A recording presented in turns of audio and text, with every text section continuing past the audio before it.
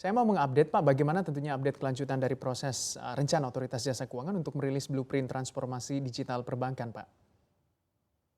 Ya baik, saya dalam beberapa kesempatan memang menyampaikan bahwa kita akan segera menerbitkan yang namanya blueprint transformasi digital. Saya kira itu menjadi sangat penting ya, karena blueprint ini akan memberikan panduan kepada para bankir kita bagaimana arah dari digitalisasi ke depan. Tetapi juga yang paling penting adalah juga kita akan memberikan panduan terhadap beberapa aspek gitu ya. Kalau tidak salah itu ada 5 aspek yang harus diperhatikan di dalam panduan itu. Pertama adalah kaitan dengan data. Karena data ini menjadi sangat penting karena memang perbankan kita harus bisa yang melayani digital itu harus bisa menguasai data dan menggunakannya dengan baik ya. Karena tanpa dia bisa mengolah data dan menggunakan dengan baik, ya pasti tidak ada terlalu banyak manfaatnya kalau dia akan melayani digital.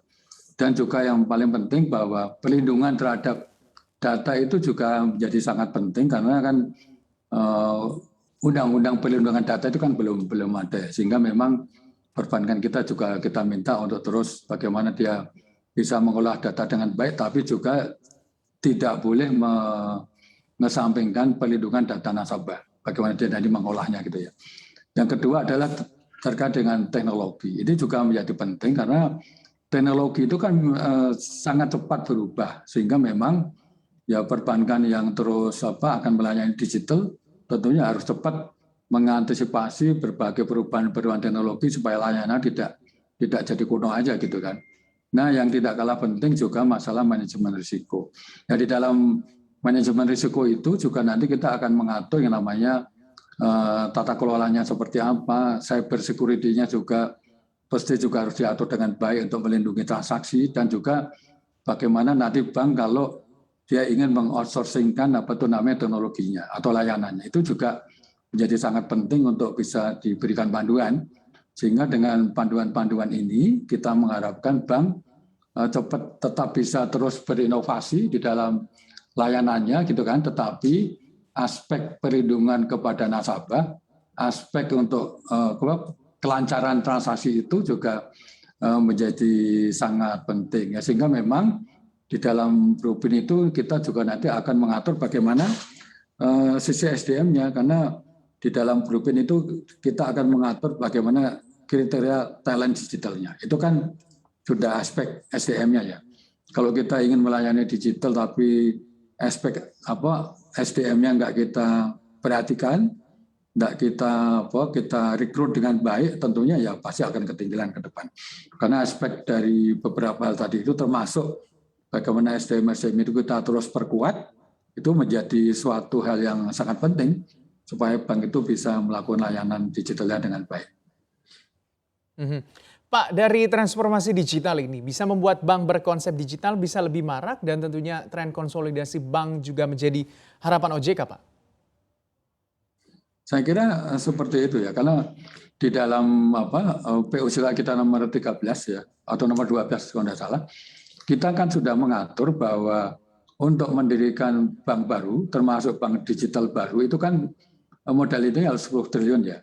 Tetapi kalau dia bisa investor mengambil alih bank yang sudah ada, itu kan akan lebih mudah, dalam arti ekosistemnya sudah dapat, dan juga modal intinya kan tidak perlu 10 triliun, tapi bisa cukup dengan aturan modal inti yang 3 triliun gitu ya, kalau dia mengambil bank sudah ada. Nah, ini kita harapkan transformasi digital itu juga sekaligus mendorong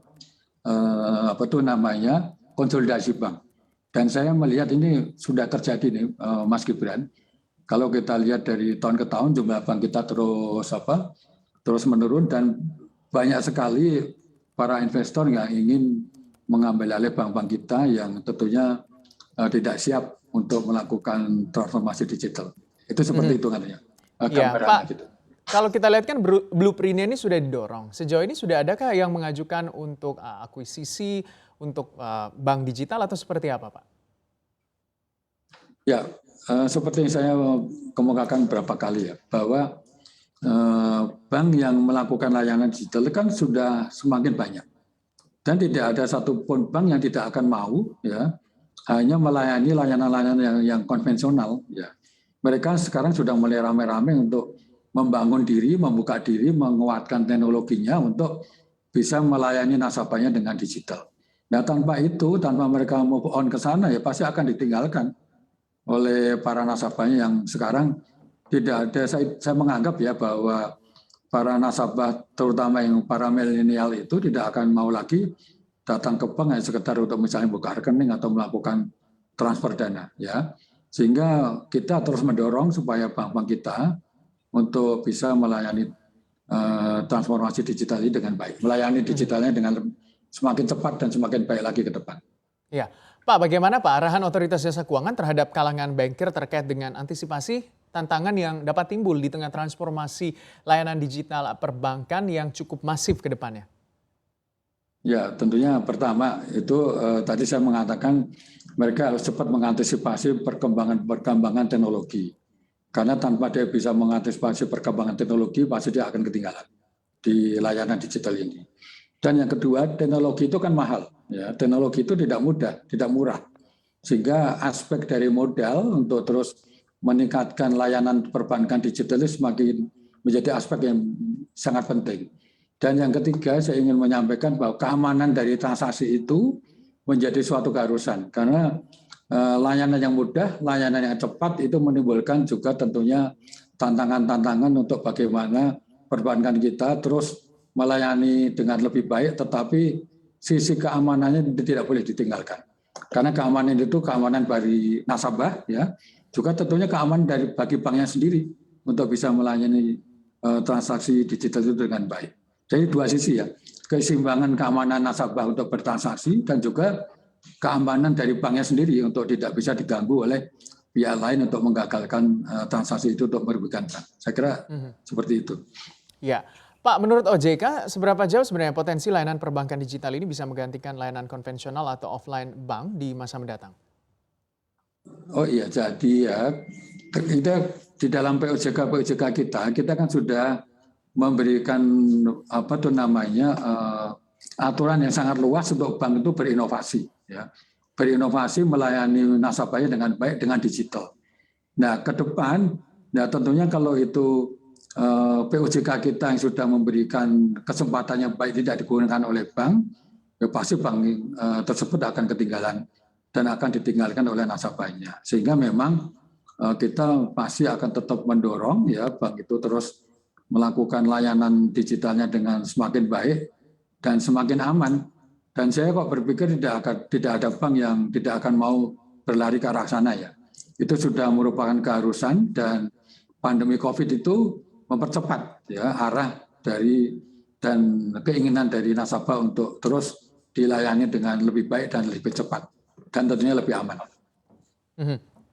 Pak Heru, sebagai closing statement Bapak nih, bagaimana Pak harapan Bapak terhadap masa depan perbankan ke depannya juga?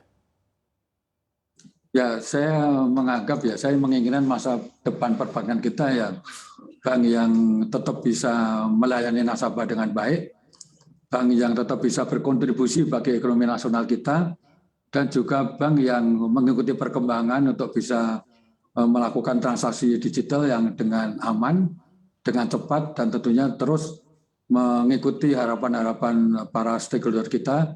Dan yang terakhir tentunya bank yang bisa melakukan intermediasi dengan baik yang tetap berkontribusi bagi pertumbuhan ekonomi kita.